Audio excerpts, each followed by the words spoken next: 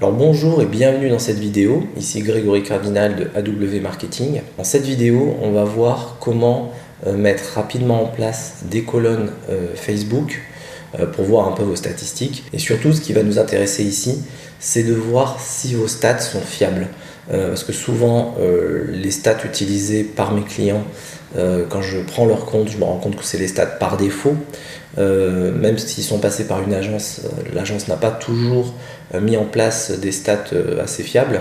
Donc il y a un moyen simple de vous apercevoir si vos stats sont fiables côté Facebook et correspondent vraiment à ce que vous avez dans votre CRM, c'est-à-dire en termes de prospects ou de ventes.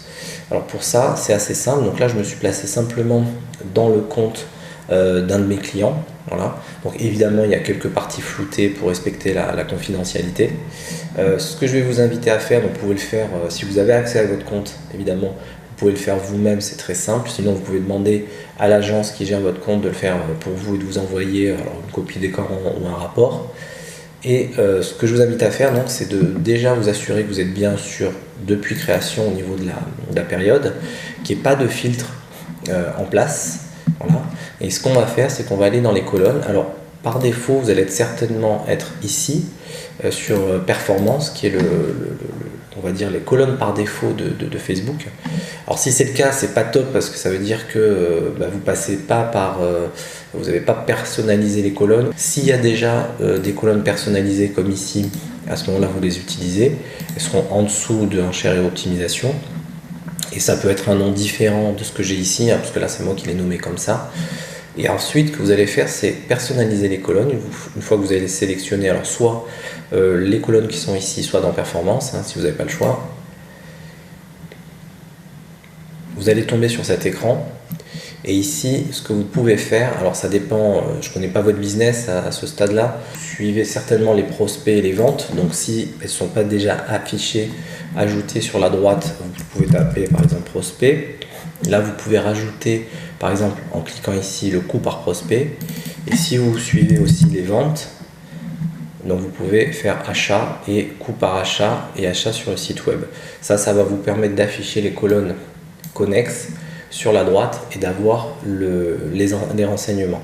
Alors s'il n'y a rien quand vous faites ça déjà, c'est que soit vous ne suivez pas les performances, donc là forcément il y a quelque chose qui ne va pas, soit vous les suivez mais vous n'avez pas encore affiché les colonnes qui vous permettent de les voir, de les visualiser. Et la chose que je voulais vous montrer aussi ici, c'est ça, dans fenêtre de comparaison et d'attribution. Là on va cliquer sur modifier. Et ce que vous pouvez faire, c'est laisser ça cocher, si ça l'est déjà, et cocher tous ces trois-là. Ça veut dire quoi? Ça veut dire que ça va vous donner les conversions que vous avez eues après le clic sur vos publicités. Parce que par défaut, ce qu'il faut savoir, c'est que Facebook va regarder vos performances par rapport à la vue d'une publicité ou à un clic dessus. Donc la vue d'une publicité, ça veut dire qu'on voit une publicité, je la vois aujourd'hui par exemple à 13h, le lendemain à 9h je convertis sur votre offre, j'achète votre produit, mais parce que vous m'avez envoyé un mail, ça va être compté comme une vente qui provient de Facebook. Donc c'est un gros problème parce qu'effectivement on voit bien que c'est pas le cas et c'est pas réaliste.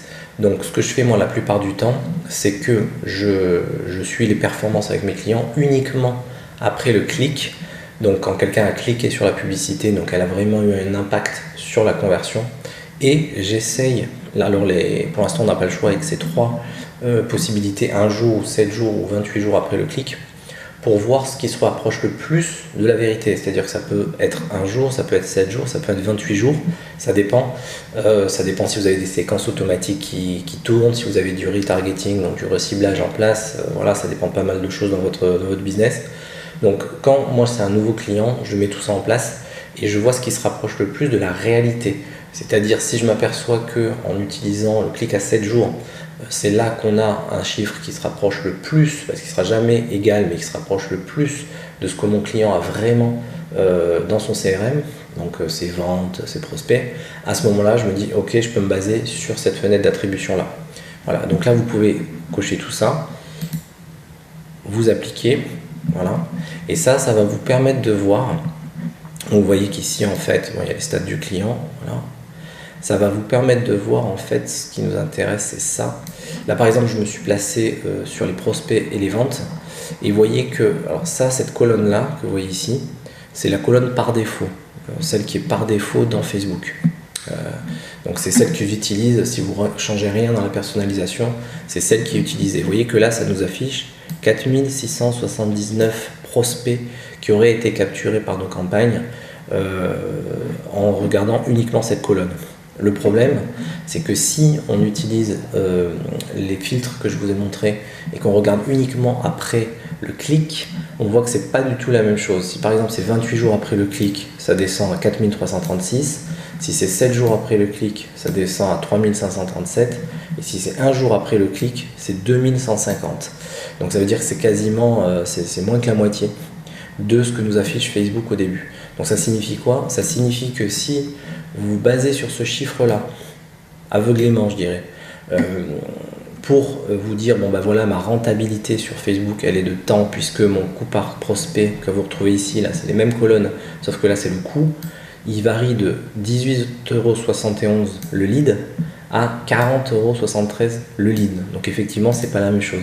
Si par exemple, vous travaillez avec une agence, vous lui avez dit, bon ben voilà, moi il me faut des leads à moins de 20 €, là, si vous regardez que cette colonne, vous dites, bon, ben, c'est bon, ils sont à moins de 20 €, c'est parfait. Sauf qu'en fait, dans la réalité, si votre vrai chiffre, donc ça encore une fois, il faut se baser sur ce que vous avez vraiment dans votre CRM. Si votre vrai chiffre, c'est 1 jour après le clic, 7 jours après le clic, ou 28 jours après le clic, forcément ce ne sera pas la même chose, et du coup vous pouvez payer jusqu'à 2 fois plus cher que ce que vous pensiez, et du coup la rentabilité forcément elle est plus du tout la même, et le ROI c'est pas du tout le même. Donc voilà, je voulais vous montrer ce petit on va dire exercice simple, facile que vous pouvez faire même si vous ne gérez pas vos pubs vous-même, parce que c'est très, très facile comme vous avez vu à le mettre en place, et déjà ça vous donne une idée de là où vous en êtes vraiment. Donc déjà ça peut vous éviter de peut-être arrêter les frais si jamais vous dépensez plus que ce que vous pensiez, et si vous avez besoin d'aide pour mettre ça en place, pour en savoir plus sur ce qu'on propose comme service, n'hésitez pas à me contacter, il y aura forcément un lien quelque part autour de cette vidéo. Voilà, j'espère que ça vous a intéressé, je vous remercie pour le temps passé et je vous dis à très vite. Salut!